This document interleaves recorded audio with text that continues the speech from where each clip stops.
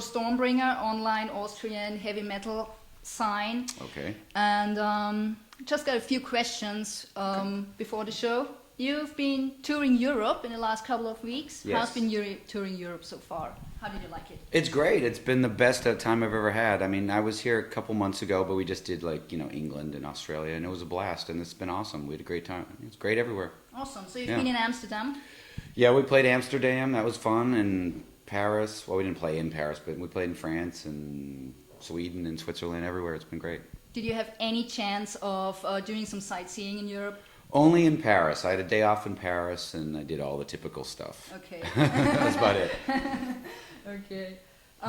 So I saw your Woolite commercial yesterday. Did you enjoy it? I enjoyed it very much. Do you want to wash your clothes now in Woolite? Yes. Oh, if we had Woolite in Austria, I would totally wash my clothes now with Woolite. Perfect. How did you come up with the idea of doing a Woolite commercial? I didn't. I was actually on tour in Australia, and I got a phone call from this ad agency that represents Woolite, and they asked me if I wanted to direct the commercial, and I said no, I don't want to.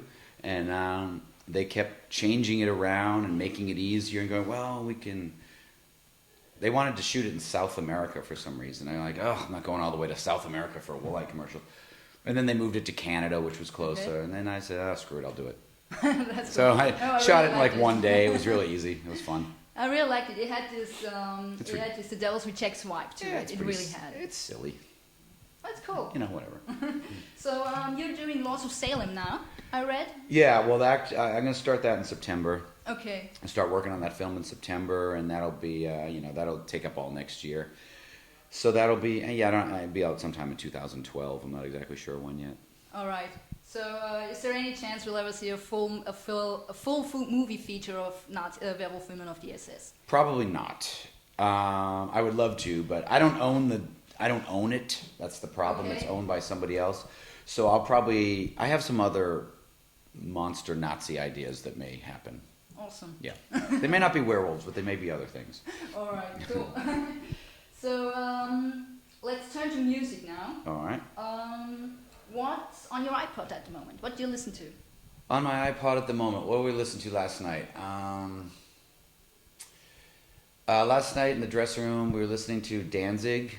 All right. Black Acid Devil record. This morning we were listening to Rod Stewart, Atlantic Crossing album. The other day we were listening to like Mayhem and Dark Throne. I don't know, whatever. All kinds of crap. So it's everything? Pretty much. Everything, alright. So when you're playing this loud heavy metal music every night, do you sometimes feel the urge to listen to something softer? Yes, always. Yeah, sometimes, especially after the show, because your ears are ringing. A lot of times we'll listen to some of the like David Bowie records like Low. Oh yeah. It's very mellow, and records like that, or Allman Brothers sometimes. I don't know, all kinds of stuff. Okay, so you're more into the 70s. Yeah, definitely. 70s rock is my thing. Not only 70s rock, but also 70s movies, I suppose. 70s everything. 70s everything. Yes. Were you born in the 70s? Was I? No. I was born in the 60s. That's why I can remember the 70s. All right. 70s were 80s, awesome. So you missed it. Yeah, I missed it. I really missed it. Good times. How do you prepare for a show? How do you get ready? Kind of do stuff like this. You do interviews? Yeah, do some interviews, hang around. I don't really do much of anything, we just kind of sit around backstage and bang our heads against the wall until we're ready to go on. The blood starts rolling down our foreheads, and then we get out on stage. Yeah, we heard some screeching and screaming while we were waiting to do the interview. And yeah, we stand around and punch each other in the face, that's kick each other's asses, then we go on stage. So it's not makeup, it's real. No, that's why we're all bruised when we get on stage. You'll see. Okay. Well, I'm looking forward. I really do. We beat the crap out of each other. Okay. How does social media affect your contacts with your fans? I mean, you all have a Facebook. You're very active at Facebook and on Twitter. I mean, it's. I'm not sure. It's a little weird. I mean, I think you have more contact with your fans, sort of. Well, they have more contact with you. Like, they can express their opinions to you, but you can't really express them back, in a way. So, in a way, it's almost like you have more contact, but in some ways it's fake. Yeah. It's weird. Like, sometimes people will come up to me and they go like, not like with MySpace. They'd be like, "Oh, I'm your friend on MySpace," as if you know them. Yeah. But Yeah. you don't know them, but somehow they think you do. So it's good and bad in some ways. You know, it's good, it's helpful, but sometimes it's weird. Is it you on your Facebook page and on your Twitter, or is Yeah, it yeah, someone yeah. who manages it? No, it's always me. It's always you. It's either me. It's always me on Twitter, and sometimes on Facebook it's me, or it's sometimes someone else in the band. All right. But it's always the band. All right. It's never like the record label or anything. Okay. Because some bands do have some sort of social media manager who takes care of all that stuff. Yeah, we don't have that. Maybe we should get somebody like that. Well, I don't know. It depends, you know. It's either, like you said, it's personal, but it's fake. It's a fake personality. Yeah, I mean, we try to keep it a little bit, not too much, because I think, I don't know, it's weird. You don't want to, it's a weird relationship you have with your fans sometimes that you're never quite sure what it is. It's very strange. It's a weird thing to manage. Yes, I guess fans sometimes think that the band belongs to them.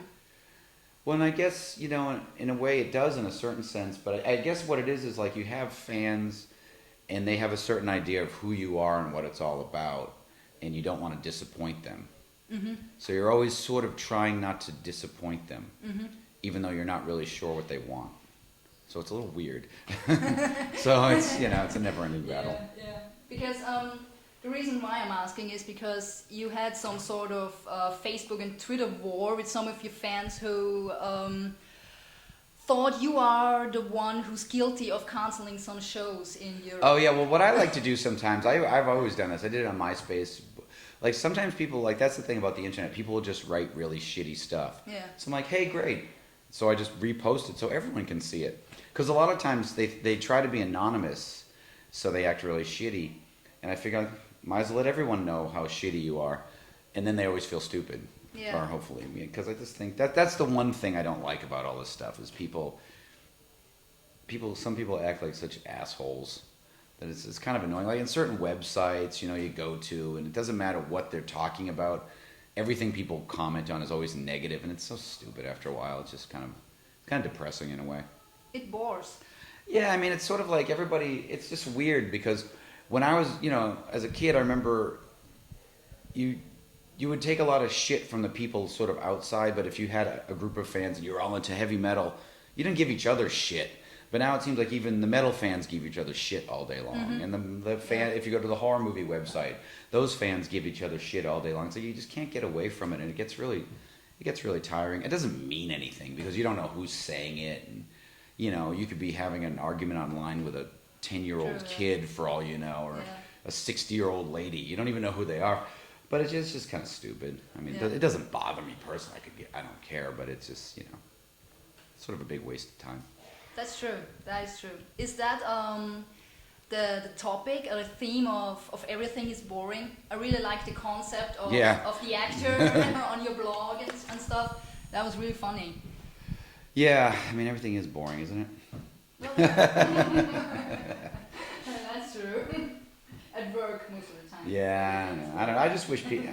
The internet is cool, but it's too much. Like I don't notice it so much in Europe, even though there's a lot of it. But there's in the States a lot. It's like when you play a concert, it's like no one's even watching the show anymore. They're filming it. So they're not even looking at the stage. They're looking at their tiny little screen through the entire concert. And you're like... So people they don't move around anymore. They don't do anything. They just stand there with their phone. They don't even... I don't know, it's weird. It's true. It's true. It happens here in Europe as well. Because when you go to a concert, most of the people are looking through their iPhone and they're filming it. And it doesn't make sense to me because I want to experience. I paid loads of money. And the crowd used to be really crazy, you know? And now they just stand there with their phones. It was really weird when we went to Japan recently. I thought they would be phone crazy. There was not one phone in the crowd. We played this big festival. It was like 30,000 people. There was not one phone. Really? I was shocked. Not one. They totally rock out. Oh, they're really disciplined people, aren't they? Yeah, I mean, they don't... I thought of any place, Japan, because they have so much technology. But no, I'm really bored with the phone thing. It's really boring after a while. What phone do you use? I don't know, whatever this is. I rented... This is... Oh, you're using a really old school Well, this is not the phone I use at home. This is my crappy European phone. That's a Sony Ericsson, isn't it? Yeah, it sucks. Well, I don't know. I have an iPhone as I don't. well. Yeah, I don't. Yeah. But I don't film concerts. I don't. Do No, that. I don't film anything. Are you writing new material at the moment? A little bit, yeah. We're always sort of writing. We've been writing stuff for a while, but we won't get to recording it till after I finish the movie. So not till next summer or something. So the band's on hiatus after the tour. Yeah, sort of. I mean, I'm going to work with John Five on some score music for the film. For Lords of Salem. Yeah, and those guys will keep writing music while I'm shooting the movie, and we're trying not to get on hiatus. What I'm trying not to do is, before I used to, whenever I'd make a movie, I would have to shut the band down for a really long time. I'm trying not to do that if possible. So we'll see. Yeah, well, Piggy D just released an album, didn't he? I think he just did or one a single song. or something Yeah. like that. I didn't have the chance to listen to it now. But yeah, so can we expect more Rob Zombie in the future? Music-wise. Yeah. Lots of music, lots of touring, lots of everything. You're gonna get sick of seeing me over here. Oh no, because you are like. We're gonna be here. When have you been here? Like clockwork, once every 15 years. That's awesome. Then I'll be 45 by then. Yes. So. That's okay. Maybe I'll be grown up then. Yeah, I know. Our fans they're gonna die of old age unless we come over sooner. Yeah. All right. It was a pleasure. Thank you. I have one last question. Sure. Because I was always the one I was always saying, when Rob Zombie comes to Europe, I'm gonna have his autograph tattooed on myself. So could you please give me an autograph? Sure. On a piece of paper and on me, so I can get to a tattooist. Okay, and I get actually it have a tattooed. tattoo gun. I could tattoo it on you right now, and we could film it. That would be awesome. I'm kidding. I would I do just that. wanted to see if she'd suddenly say, I was just, no, I not would right do now. He asked me, Bernhard asked me if he should tattoo it, but I We could get a declined. ballpoint pen and a knife and do And it we like, could do that like, Japanese like prison style. Or I would say Japanese style. Yeah, okay. It doesn't sound so bad. All right. Cool. Thanks a lot. Thank you.